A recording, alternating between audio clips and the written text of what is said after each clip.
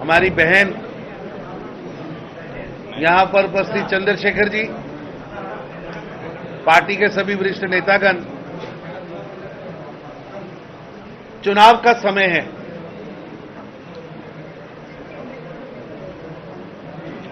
पहले दिन से ही जनता ने केसीआर की तानाशाही, उसके भ्रष्टाचार, उसके परिवारवाद और उसके अहंकार के खिलाफ वोट करने का मन बना रखा है। मुनुगोडु की जनता पिछले 8 वर्षों का हिसाब मांग रही है कि केसीआर साहेब वो डिग्री कॉलेज कहां है, वो डबल बेडरूम कहां है। केसीआर साहेब यहां के गरीब, दलित, पिछड़े, विद्यार्थी, सरकारी नौकर सब त्राहिमाम त्राहिमाम त्राहिमाम कर रहे हैं।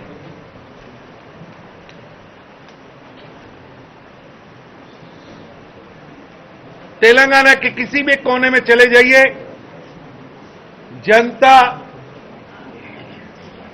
त्राहिमाम त्राहिमाम कर रही है और भगवान से प्रार्थना कर रही है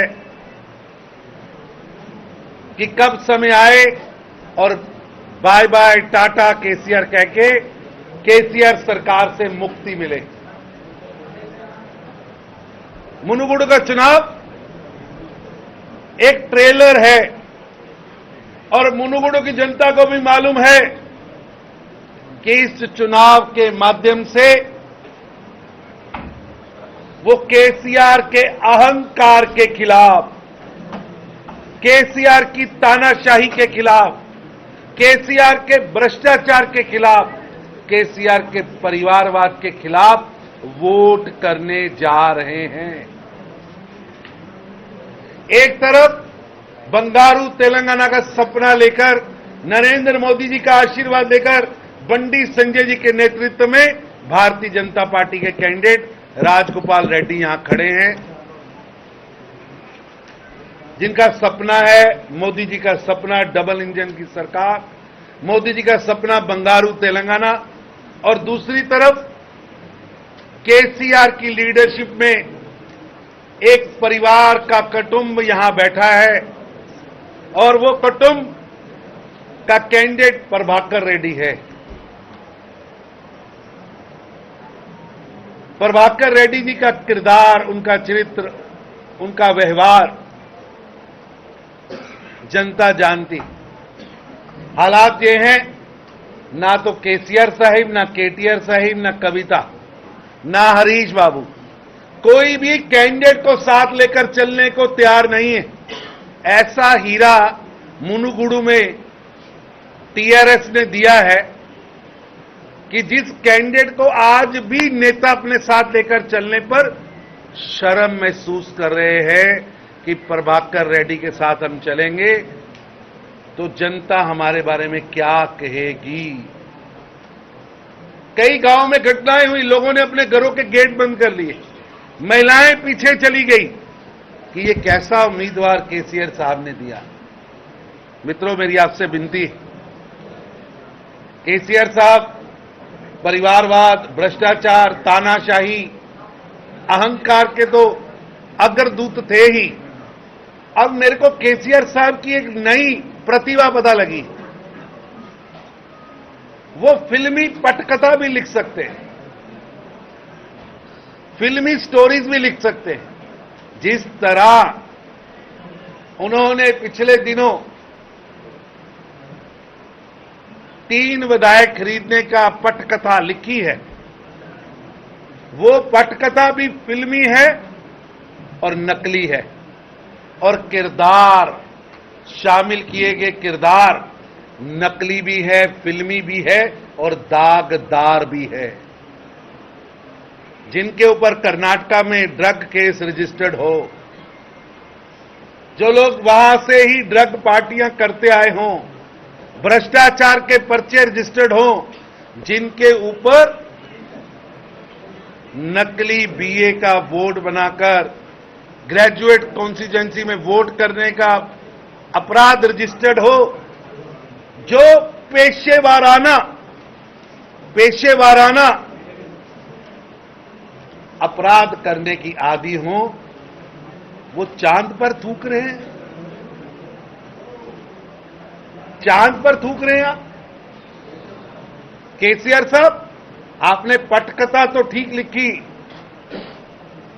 फिल्मी पटकथा तो आपने लिख ली, किरदार भी लिख लिए, किरदार फिट भी कर दिए, लेकिन जनता जानती है कि दुनिया का सबसे बड़ा झूठ केसीआर साहब ने फैलाया, और आज अदालतों में, जनता की अदालत में, जनता के घरों में उसकी निंदा हो रही है। केसीआर साहब, कहीं अपनी तरफ जान के देखिएगा। पिछले 8 वर्षों में आपने तेलंगाना की धरती पर लोकतंत्र का बार बार कत्ल किया है। 36 विधायक लगभग जो कांग्रेस की टिकट पर जीत के आए, टीडीपी की टिकट पर जीत के आए, आज आपके साथ विधानसभा में बैठे हैं। जो कल तक आपके साथ था वो तो आपको छोड़ रहा है। जो आपके कल तक सामने था वो किस लालच में आपके पास आया है? जनता जानना चाहती है।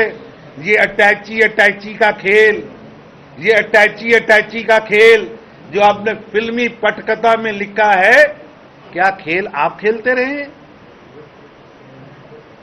36 विधायक, और पॉलिटिक्स का अगर किसी को एबीसी भी आता हो तो वो कहेगा जिस सरकार के पास पूर्ण बहुमत है उसके 3 विधायक क्यों कोई खरीदेगा? कौन खरीद रहा है? आज तक आप तथ्य नहीं दे सके। इसलिए मुनुगोडू का चुनाव नैतिक रूप से वो हार चुके हैं। जनता उन्हें दुरकरार रही है,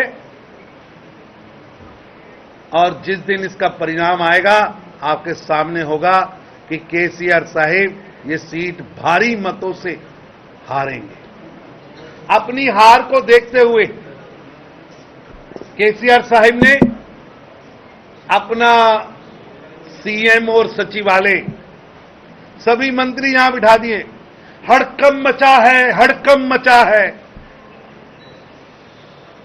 डांटा जा रहा है विधायकों को, खरीदो खरीदो खरीदो, पैसे से इस चुनाव को खरीदो। मैं केसीआर साहिब को कहना चाहता हूं, सोने की लंका थी रावण की, सोने की लंका। 1 लाख बेटा 1.25 लाख नाती था, लेकिन तानाशाही थी, अहंकार था, वो सोने की लंका भी नहीं रही। 1 लाख बेटा 1.25 लाख नाती। उस रावण के घर ना दिया ना बाती, वो दिया बाती देने वाला नहीं रहा। इसलिए जिस धन के बल पर आप तेलंगाना की जनता को खरीदना चाह रहे हैं, मुनुगोडू की जनता को खरीदना चाह रहे हैं, ये धन काम नहीं आएगा। ये जनता बड़ी खुददार जनता है। ये जनता पिछले 8 वर्षों से आपकी तानाशाही, आपके अहंकार से बदला लेना चाहती है, और निश्चित रूप से जितनी जोर से आप रेत को पकड़ रहे हैं, ये सत्ता की रेत उतनी ही जोर से आपके हाथ से निकल रही है, और निश्चित निश्चित निश्चित चुनाव का परिणाम राजगोपाल रेड्डी के हक में आएगा, और केसीआर साहिब और केसीआर साहिब के गुर्गे यहां से अपने अहंकार को हरा कर जाएंगे, और प्रभाकर रेड्डी भारी मतों से हारेंगे। मेरे को इतना ही कहना है। कुछ आपको पूछना है तो पूछिए।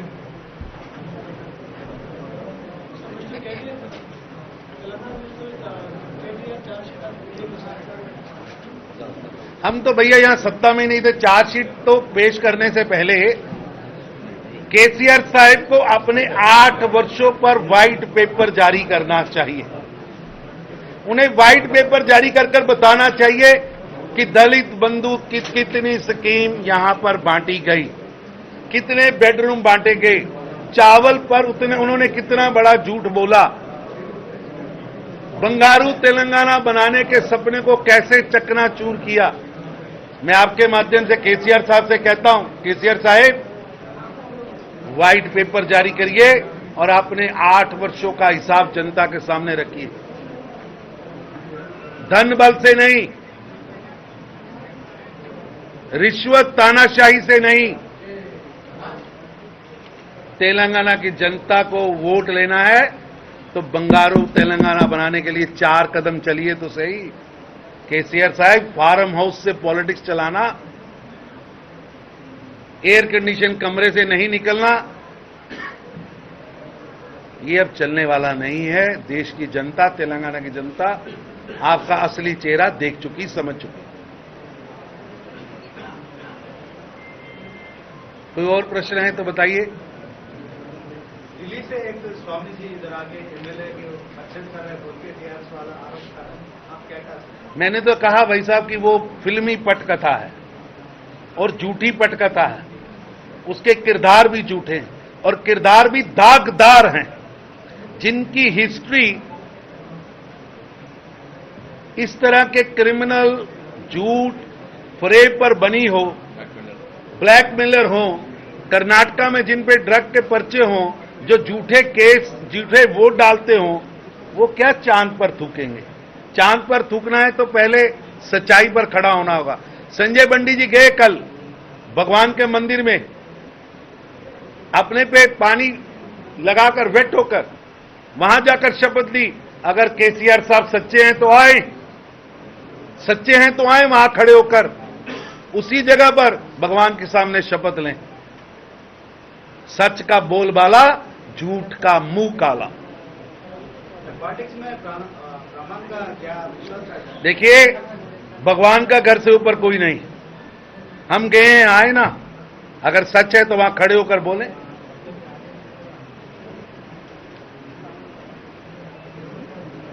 झूठ की राजनीति अब नहीं चलेगी। चले, धन्यवाद आप सबका।